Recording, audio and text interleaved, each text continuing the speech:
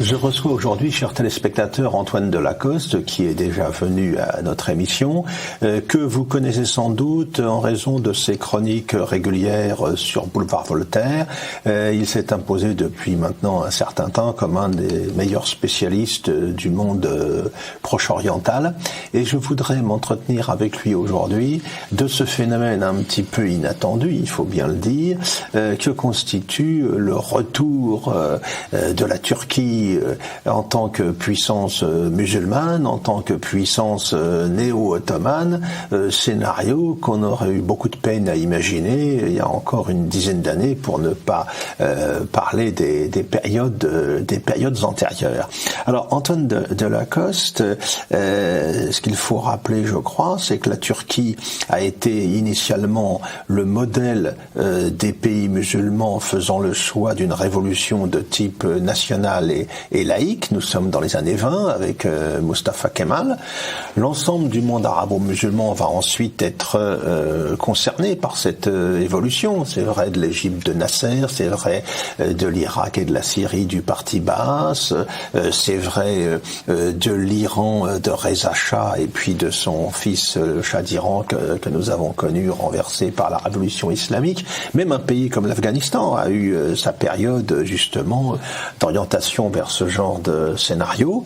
Et puis il y a la révolution iranienne, bien sûr, de 1979. Il y a eu la guerre d'Afghanistan. Tout cela a en quelque sorte enclenché un mécanisme tout à fait inattendu de réveil islamique qui correspondait pas du tout aux perspectives que l'on pouvait établir dans les années 1960, où on pensait que progressivement le monde musulman allait se séculariser, se laïciser sur le modèle occidental, sur le modèle turc kémaliste. Donc le cas de la Turquie aujourd'hui, je crois, nous interpelle très très fortement. En même temps, ce n'est pas quelque chose qui tombe du ciel comme ça par hasard. C'est lié à un parcours bien particulier, bien précis, qui est celui de l'islamisme turc incarné par un personnage aujourd'hui devenu familier, à savoir le nouveau sultan Erdogan. Alors, qui est-il? D'où sort-il? Comment est-il parvenu à s'emparer du pouvoir dans cette Turquie qui était, encore une fois, à la pointe du camp national et laïque dans le monde musulman? C'est sûr que le monde arabe et le monde musulman est complètement bouleversé depuis quelques années maintenant, et depuis au fond pas si longtemps que ça. Si on remonte à 1945 par exemple, pendant des décennies, tout ce monde musulman, que ce soit celui d'Afrique du Nord ou que ce soit celui du Proche-Orient, était coupé en deux sur le thème pro-américain ou pro-soviétique. Et donc vous aviez effectivement, vous l'avez souligné, un nationalisme arabe avec la Syrie, l'Égypte, Nasser, l'Irak ensuite, qui était tout à fait pro-soviétique, par en quelque sorte réaction au fait que leur ennemi israélien était lui résolument soutenu par les États-Unis. L'anti-impérialisme contre les anciens pays colonisateurs occidentaux. Il y avait toute cette phraséologie anticoloniale qui jouait. L'Iran du Shah d'Iran était un pays beaucoup plus laïque qu'aujourd'hui, ça n'avait rien à voir, mais elle était résolument dans le camp américain. Et la Turquie était également dans le camp américain, et elle, ça allait même encore plus loin puisqu'elle était membre de l'OTAN. C'était une alliance à laquelle les Américains étaient extrêmement attentifs parce qu'elle occupe une position évidemment stratégique considérable, et c'était le seul pays musulman membre de l'OTAN, donc c'était tout à fait important, avec une population très considérable, une démographie très active, une armée qui était une vraie armée, contrairement à beaucoup de pays arabes. Et ensuite, eh bien, ça a basculé. Le premier grand basculement, c'est évidemment 1979, la révolution islamiste de l'ayatollah Khomeini en Iran, que nous avons d'ailleurs accueilli, soutenu, encouragé. C'était une brillante opération française. Et petit à petit, l'hydre islamiste s'est étendue. Alors qu'elle s'étende avec l'Arabie saoudite, qui a commencé ce qu'on a appelé sa diplomatie religieuse, c'est-à-dire le financement dans le monde entier de mosquées, d'imams, c'est allé très loin. On l'a évidemment laissé faire. Et que toute cette péninsule arabe bascule dans l'islamisme, c'était un petit peu logique. L'invasion de l'Afghanistan par l'Union soviétique en 1979 y a évidemment aidé. Ça a été l'occasion de soutenir les premiers moudjahidines qui faisaient le djihad contre le mécréant communiste, et en premier lieu Oussama Ben Laden, et la CIA et les Saoudiens ensuite. Et le soutien américain dans ce cas. Le soutien américain de l'islamisme, la CIA a distribué perçu comme anticommuniste. Exactement. L'objectif, c'était de contrer l'Union soviétique sans voir que derrière, c'était quelque chose d'encore pire qui pouvait arriver et qui est en train d'arriver. Alors effectivement, la Turquie, dans ce contexte-là, semblait être un îlot de stabilité, parce que le kémalisme avait quand même profondément marqué les esprits. Mustafa Kemal avait quand même mis fin au califat, ce qui avait été une onde de choc considérable dans le monde musulman, et Mustafa Kemal lui-même avait interdit le voile pour les jeunes filles à l'université. Il avait pris toute une série de mesures. Dans la Constitution, l'armée était la garante de la laïcité, et donc dans ce contexte-là, plus l'alliance américaine, il paraissait peu probable que la Turquie risquât à un moment donné de tomber dans l'islamisme. Il a fallu pour ça la conjonction d'une rencontre entre deux hommes, Gülen d'un côté, un religieux, et enfin religieux à la turque, c'est-à-dire c'est différent des Saoudiens, mais qui était imprégné d'une doctrine religieuse proche de l'islamisme, proche des frères musulmans, et Erdogan, qui lui était plus politique, mais tout de même, qui avait une formation également très frère musulman, et qui a donc toujours regardé, sa femme a toujours été voilée par exemple, et qui a toujours regardé avec sympathie tous les mouvements islamistes. Il a eu une intuition assez forte. C'est un homme politique tout de même qui a sens de l'anticipation. Il a très bien compris que le peuple turc, plus ou moins laïque selon les couches de population, avait quand même un nationalisme chevillé au corps. Et s'il arrivait à faire cette rencontre, grâce notamment à la doctrine de Gülen, qui lui a beaucoup appris dans ce domaine-là, faire la rencontre entre une tradition musulmane à laquelle les Turcs sont très attachés, même ceux qui ne sont pas islamistes, et une fierté nationale qui a toujours été alors au cœur de la Turquie. Il célèbre la prise de Constantinople en 1453, encore toujours avec la larme à l'œil. C'est très frappant d'ailleurs quand on va en Turquie, le nationalisme des Turcs est là partout. Et les janissaires en costume d'époque manœuvrent tous les jours devant le musée d'histoire militaire d'Istanbul. Absolument, c'est étonnant cette fidélité. Et donc c'est leur force aussi. Et Erdogan a très bien compris ça. Il a très bien senti la psychologie de son peuple, ce qui lui a permis, avec son parti, l'AKP, mélange donc de nationalisme et d'islamisme. Islamisme façon frères musulmans, donc assez différent des wahhabites saoudiens. Et donc les frères musulmans, c'est quand même si c'est islamiste, c'est quand même une confrérie assez politique également. C'est pour ça que la rencontre entre Gülen et Erdogan a bien marché. Et puis ensuite, Erdogan a grandi. Il s'est débarrassé de Gülen, qui lui commençait à trouver un peu encombrant. Gülen était un intellectuel beaucoup plus brillant qu'Erdogan, mais avec moins de force, moins de sens politique, moins de sens de l'État. Donc les Américains ont accueilli Gülen, ce qui n'a pas du tout plu Erdogan. Ça a été le premier caillou dans la chaussure entre les États-Unis et Erdogan.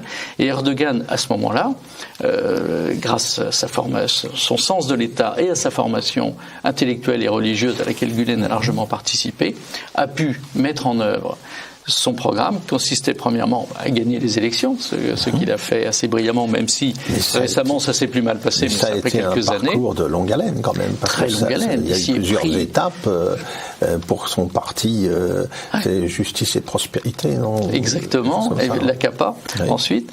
Et donc ça a pris le temps qu'il fallait, mais il a très bien su faire comme on fait à un moment donné le fils en Algérie ou comme on fait Emada en Tunisie, c'est-à-dire aider les pauvres. Pendant que les pauvres, parce qu'il y a des légions en Turquie comme dans beaucoup de pays arabes, eh bien il a très bien su organiser sorte de croissant vert, secours musulman, oui. Voilà, secours musulman. Et dans tous les quartiers populaires, et encore vous avez ça maintenant, quand vous promenez à Istanbul, dont on vous dit qu'elle est une ville européenne, sortez des circuits touristiques, vous allez voir si c'est une ville européenne, des quartiers entiers où les femmes sont totalement voilées, notamment près des anciennes fortifications byzantines qu'il convient d'aller voir en pèlerinage de regret éternel. Eh bien, on traverse des quartiers entiers totalement islamistes, mais en même temps très pauvres. Et donc, il a très bien su organiser. Ça a pris le temps que ça a pris, c'est sûr. Ça lui a pris 20 ans. C'est ça, c'est une vingtaine d'années. Voilà. Et donc, pendant ces 20 ans, il a construit sa toile. Et en face, et là, il a joué aussi sur cette conjoncture-là, mais il n'y avait plus grand-chose en réalité. Il n'y avait plus de grands hommes d'État capables de s'opposer à lui. Et donc, une fois arrivé au pouvoir, il a pu passer à la phase 2. Il est arrivé au pouvoir de façon parfaitement légale. Il n'a pas truqué les élections. Il les a vraiment gagnées. Les dernières municipales où il a perdu Ankara et Istanbul, il a essayé de les truquer pour ne pas perdre Ankara et Istanbul. Ça n'a pas marché. Et donc, il a fait annuler les élections, mais les électeurs d'Istanbul ont réélu son opposant de façon tellement massive que là, il ne pouvait plus annuler quand même une troisième fois, ni mettre le gars en prison, parce que là, il n'arriverait plus à contenir les foules d'Istanbul, qui sont dans l'ensemble relativement hostiles à Erdogan. Alors que Istanbul a pourtant été le point où il a construit sa carrière au départ. Oui, mais il a d'abord commencé par gagner Istanbul. Absolument. Avant de s'imposer à l'ensemble. Et il y a encore plusieurs quartiers d'Istanbul qui lui sont totalement acquis, tous ces quartiers islamistes et tous les quartiers pauvres d'Istanbul. Simplement, il s'est passé quelque chose. Istanbul, c'est quand même une ville intellectuelle, c'est une ville qui a l'habitude de foisonner, non seulement d'intellectuels, mais de professions libérales, d'entreprises. Enfin, Istanbul, de ce point de vue-là, c'est la ville la plus intellectuelle de Turquie. Moderne, plus moderne. Et après le coup d'État de 2016, dont Erdogan dit que Gülen en a été l'initiateur, je ne suis pas sûr qu'il en ait été l'initiateur. Je pense qu'il a accompagné avec joie le mouvement, mais c'était essentiellement une révolte kémaliste des officiers laïcs qui ne voulaient plus de cette dérive islamiste. Et la répression terrible qui s'est abattue à ce moment-là sur les officiers qui avaient participé ou pas d'ailleurs, c'est-à-dire que le moindre officier suspecté de kémalisme a fini en prison, même s'il était absolument pas au courant du putsch, que tout le monde ne peut pas être au courant d'un putsch. D'ailleurs, le putsch a failli réussir. Il a failli réussir. L'armée turque fidèle à Erdogan s'est laissée surprendre. Erdogan lui-même n'avait pas du tout compris que les avions qui commençaient à s'approcher d'Istanbul, c'était pour prendre le pouvoir et pas du tout une manœuvre prévue. Donc, il a eu plusieurs heures de retard à l'allumage. On dit que les Américains étaient derrière, difficile à vérifier, mais quand même, il semblerait qu'il y ait eu, en tout cas, sans qu'il y ait eu organisation complète, en tout cas, ils étaient au courant. Ça, c'est à peu près certain. Et donc, dans la foulée, la répression terrible qui s'est abattue sur tous les officiers kémalistes et sur toute une série de professions libérales, d'avocats, de juges suspectés de ne pas être islamistes, a paradoxalement retourné Istanbul. Pas tout à fait le reste de la Turquie, mais a retourné Istanbul, qui s'est dit mais on va vers une dictature islamiste et ça nous n'en voulons pas. C'est pour ça aussi qu'il a perdu Istanbul. Ça c'est sur le plan intérieur. Mais du coup, comme il était au pouvoir maintenant depuis quelques années, il a pu passer à la phase 2 de son plan, donc prise de contrôle de la Turquie, et ensuite expansion, pour en quelque sorte reconquérir les positions ottomanes perdues après la Première Guerre mondiale. Alors là, qu'en est-il réellement? Parce qu'on parle de néo-ottomanisme, on voit bien sur la carte comment se pose la question, comment se pose le problème, mais on a peine à croire quand même que Erdogan puisse imaginer que tout cela relève du possible aujourd'hui. Alors certes, il va pas reconquérir les territoires pour refaire l'Empire ottoman, mais ce qu'il voudrait, c'est avoir des États qui lui sont attachés, qui sont ses clients ou ses protégés dans tout un espace de Méditerranée orientale. Mais si l'on regarde les choses, les rapports de force, les atouts des uns et des autres, la conjoncture internationale, ça paraît un projet complètement paranoïaque, démesuré. Pas tant que ça. Pas tant que ça. Ça marche assez bien. Ça marche assez bien. Rappelez-vous la conquête de Chypre, la partie nord de Chypre. Ça, c'était pas encore Erdogan, là. Oui, voilà, c'était pas encore Erdogan, mais ça a marché. Les Occidentaux ont dit oui, c'est pas bien. Il faut dire que c'était en réaction contre le coup de force à Chypre en faveur de l'énosis, du rattachement à la Grèce. Oui, les colonels grecs étaient derrière. On voyait pas ça à l'époque comme une espèce de manifestation d'expansionnisme turc ayant des visées à l'échelle de l'ensemble du Proche-Orient. Non, enfin c'était quand même l'invasion d'un pays censé être allié. Tout à fait. Oui. Donc ça, l'Occident n'est jamais revenu là-dessus. Quand vous allez à Chypre et que vous discutez avec les Chypriotes, ils sont consternés de ça. Les Famagoustes, mais c'était notre citadelle, et cette citadelle est occupée par l'armée turque. Et si on prend les conquêtes récentes et qu'on fait le bilan, il faut voir que Erdogan occupe une partie de la Syrie. S'il n'y avait pas eu les Russes, d'ailleurs, ils en occuperaient une partie beaucoup plus grande. Le seul frein à leur expansion a été la Russie. Ils occupent la moitié de la Libye par l'intermédiaire de leur alliance avec Sarraj, qu'ils ont sauvé de la défaite. Et là, l'Occident également a laissé faire, ça n'est quand même pas rien. Donc, on va dire 10% de la Syrie, la moitié de la Libye. Ils font des prospections pétrolières en Méditerranée orientale parfaitement illégales. La plupart du temps, soit dans les eaux chypriotes, soit dans les eaux territoriales grecques. Ça marche. Ils peuvent même se permettre d'illuminer, comme on dit, une frégate française, le Courbet, ce qui est le dernier avertissement avant de recevoir un missile, ce qui n'est quand même pas rien entre deux partenaires de l'OTAN. Et les Américains, qui soutiennent la Turquie pour ne pas qu'elle bascule côté russe, ont fait mettre la France en minorité dans la réunion de l'OTAN, où très peu de pays, 8 seulement, ont accepté de soutenir la France en quelque sorte sans prendre des sanctions encore contre la Turquie, mais en l'avertissant sérieusement que c'était inacceptable et en lui demandant de retirer ces frégates qui escortent des paquebots bourrés d'armes et qui viennent ravitailler la Libye. Qui vont en Libye, Donc finalement, quand vous faites le bilan, les conquêtes territoriales et pétrolières ne sont pas minces. Oui, les choses avancent. Les choses avancent. Et le seul où ils arrivent à reculer ces 18 derniers mois, c'est en Syrie. Parce que les Russes, à un moment donné, décidaient de reconquérir une partie de la province d'Idlib dans le nord-ouest, ou parce que dans le nord, quand les Turcs ont lancé leur offensive contre les Kurdes, ce sont les Russes qui ont dit aux Turcs « Non, maintenant, stop, vous arrêtez là ». Personne ne leur disait à part les Russes. Alors comme nous, on a décidé, contre toute raison, d'être fâchés avec les Russes, eh bien en Méditerranée, il n'y a plus personne pour bloquer Erdogan. Et alors, quelles sont les perspectives que l'on peut imaginer de sa relation avec la Russie? Parce qu'on voit bien les tensions avec les États-Unis. Il importe des systèmes de missiles antiaériens russes à la grande colère de dernière génération des gens de l'OTAN. Comment les choses peuvent-elles évoluer de ce côté-là? Parce qu'on pourrait penser à l'inverse, qu'il peut y avoir confrontation russo-turque, ce qui s'inscrirait dans l'histoire longue d'ailleurs, et puis dans la géopolitique élémentaire de la région. Erdogan a besoin des deux.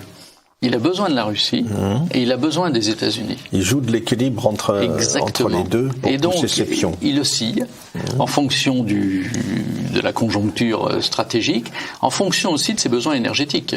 Il ne faut pas oublier que la Turquie, et c'est pour ça sa frénésie à trouver du pétrole et du gaz en Méditerranée est très grande, la Turquie est totalement dépendante sur le plan énergétique. Du gaz russe. Et oui, elle a besoin du gaz russe. Elle espérait bien avoir le gaz qatari en renversant le régime syrien et en mettant à la place un régime islamiste. C'était le plan turco-qatari en quelque sorte.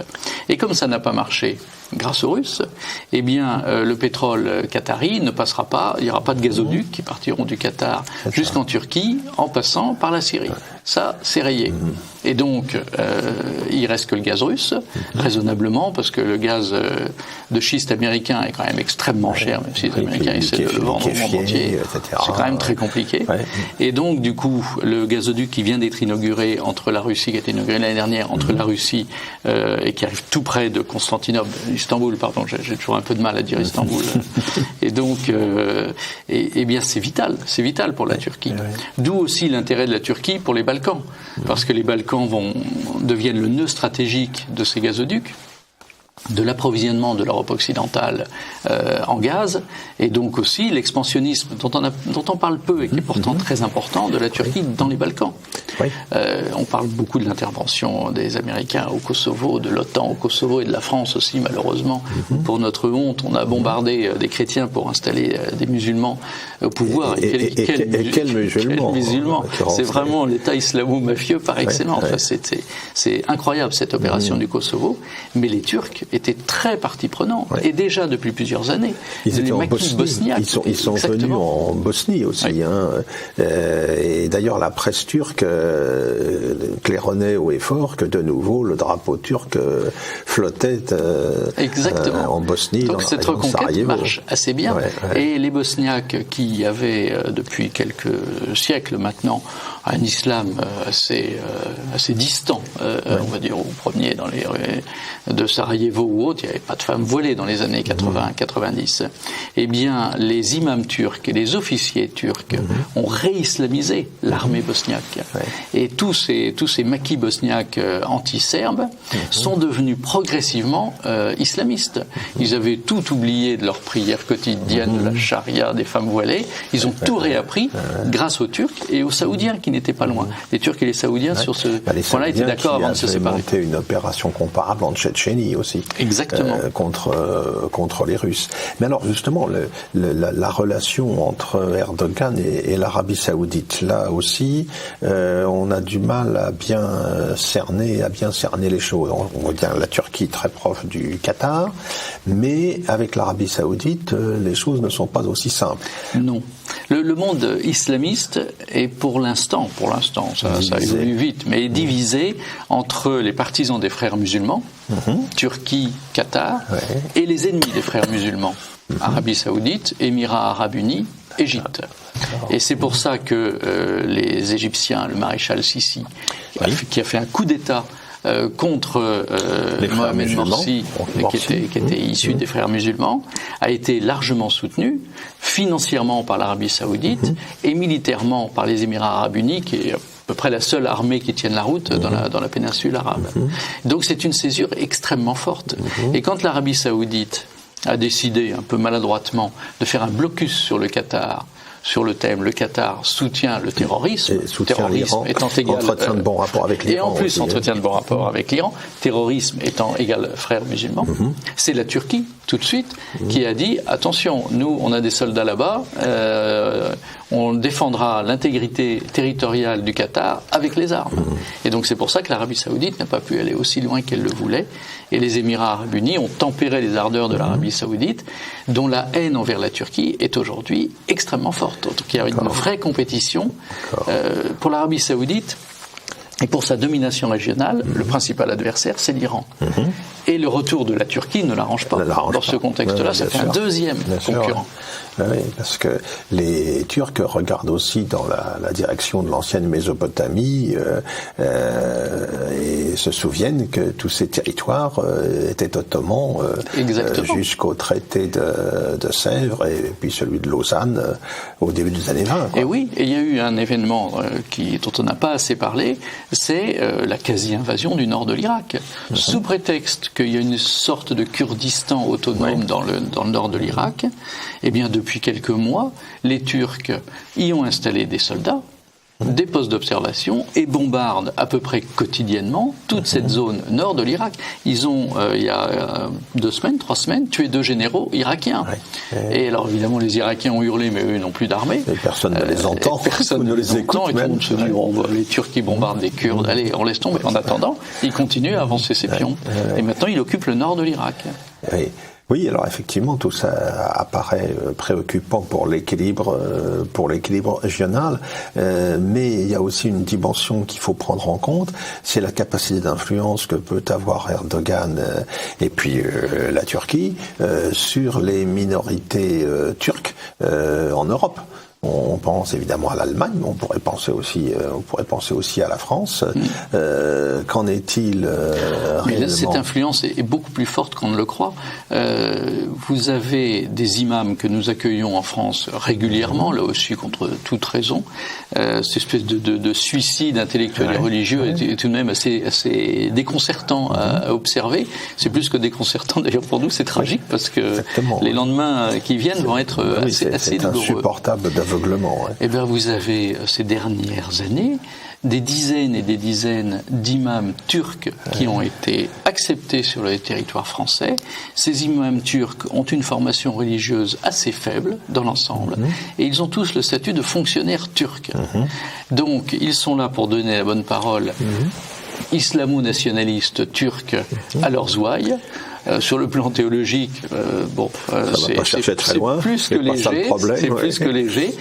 On est là pour s'implanter et on est là un jour pour que le monde entier adore Allah. Et donc l'infiltration des imams turcs dans les mosquées construites par la Turquie, on parle toujours des mosquées construites par l'Arabie Saoudite. C'est vrai, c'est une réalité tout aussi dangereuse, mais on ne parle pas assez des mosquées turques. Il y a beaucoup plus de mosquées turques qu'on ne croit en France, et vous avez maintenant largement plus de 100-150 imams turcs, fonctionnaires turcs, qui opèrent en France dans les mosquées. Alors, je ne sais pas si l'imam qui a calmé les affrontements à Dijon entre Tchétchènes et Turcs, c'était pas un imam justement turc. Alors ça, je suis pas sûr. Je suis pas sûr parce que c'était plus entre Maghrébins et Tchétchènes. Ah, c'était Maghrébins. Oui, les Turcs étaient pas trop dans le coup. Autant pour moi. Donc, en tout cas, merci infiniment Antoine Delacoste sur tous ces éclaircissements. Je pense qu'on a affaire à une situation extrêmement mouvante. Oui, ça va très vite. Nous aurons certainement d'autres occasions de commenter les évolutions en cours. Avec grand plaisir.